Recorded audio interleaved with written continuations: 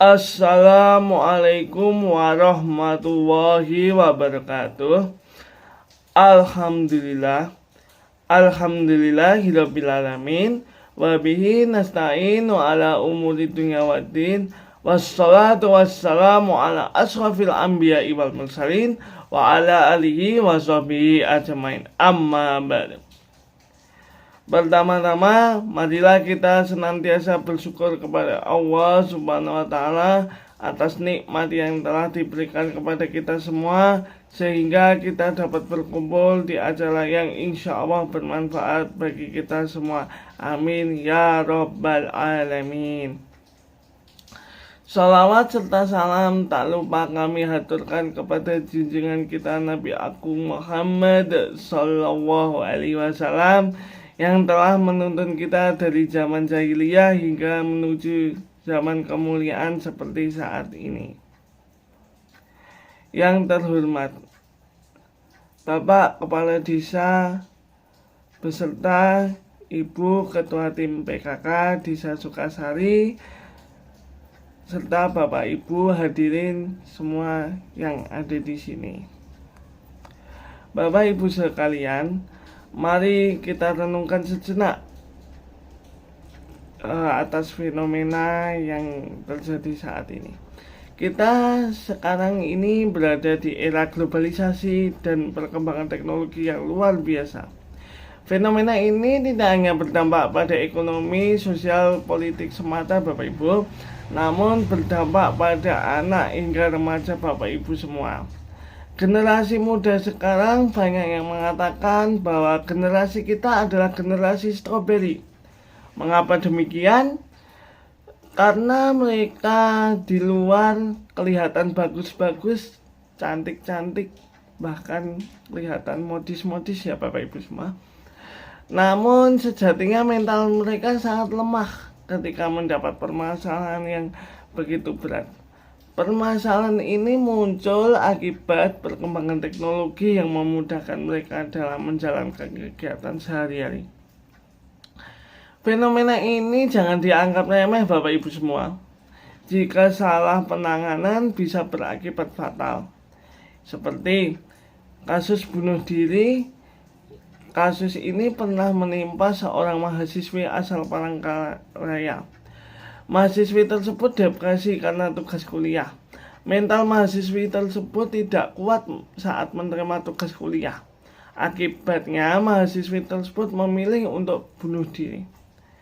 Jika kasus seperti ini Bapak Ibu semua tidak dapat dihentikan, dapat berakibat fatal dan menjadi normalisasi bagi para remaja. Jika terkena masalah sedikit tidak kuat, maka jalan keluarnya adalah bunuh diri. Bapak Ibu semua, hal tersebut bisa dicegah melalui penguatan mental anak sekarang. Dengan cara apa? Dengan cara parenting. Lantas, apa itu parenting? Tujuan parenting itu untuk apa? Dan manfaat parenting itu seperti apa? Mari kita kupas satu persatu Bapak Ibu semua. Mulai yang pertama dari parenting adalah berasal dari bahasa Inggris, yakni parent atau yang memiliki arti orang tua. Secara harfiah, parenting adalah ilmu yang membahas bagaimana kita menjadi orang tua yang baik bagi sang anak. Di Indonesia sendiri, kesadaran akan ilmu parenting itu masih minim ya Bapak Ibu, karena kurangnya sosialisasi bagi calon pasangan. Alhasil mereka masih kebingungan ketika menjadi seorang ayah dan ibu. Mereka menggunakan cara-cara kuno yang mereka dapatkan dari bapak ibu mereka. Sebenarnya dalam Islam pun sudah dijelaskan atau diatur bahwa mendidik anak itu harus sesuai dengan zamannya. Riwayat tersebut diriwayatkan oleh Ali bin Abi Thalib radhiyallahu an, didiklah anak-anakmu sesuai dengan zamannya, karena mereka hidup bukan di zamanmu. Hadis riwayat Ali bin Abi Thalib radhiyallahu an. Bapak Ibu yang saya hormati, penting bagi kita untuk memahami generasi kita agar kita tidak salah dalam memahami atau menghadapi anak-anak kita di masa depan nantinya. Bapak Ibu semua, ada beberapa jenis parenting yang dapat diterapkan oleh Bapak Ibu.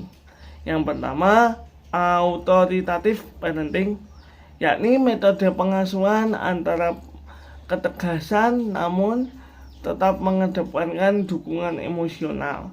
Metode ini juga menerapkan komunikasi dua arah.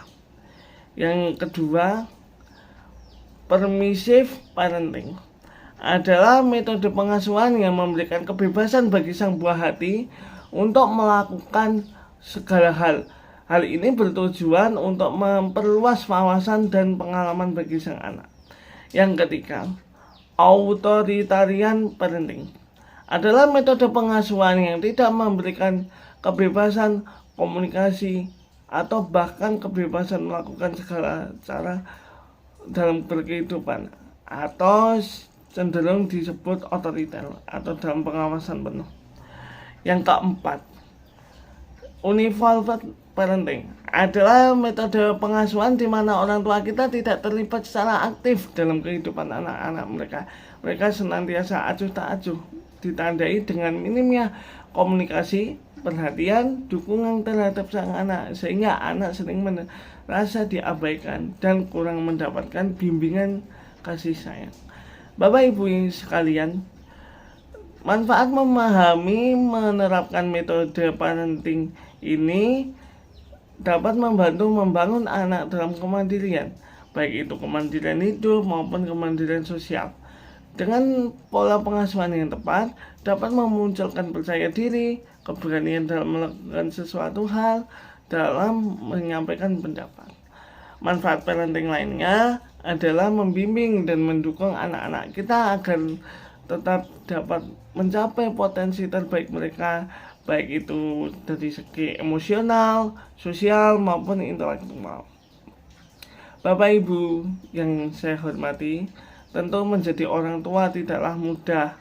Maka dari itu ilmu parenting ini penting untuk dipegang, karena dalam mengasuh seorang anak sejatinya perlu yang namanya ilmu. Ilmu parenting ada banyak jenisnya, mulai dari yang memberikan kebebasan seluas-luasnya hingga metode pengasuhan yang membatasi perkembangan si anak atau bersifat otoriter. Dengan menerapkan metode parenting yang tepat akan membantu mengembangkan potensi yang dimiliki sang anak.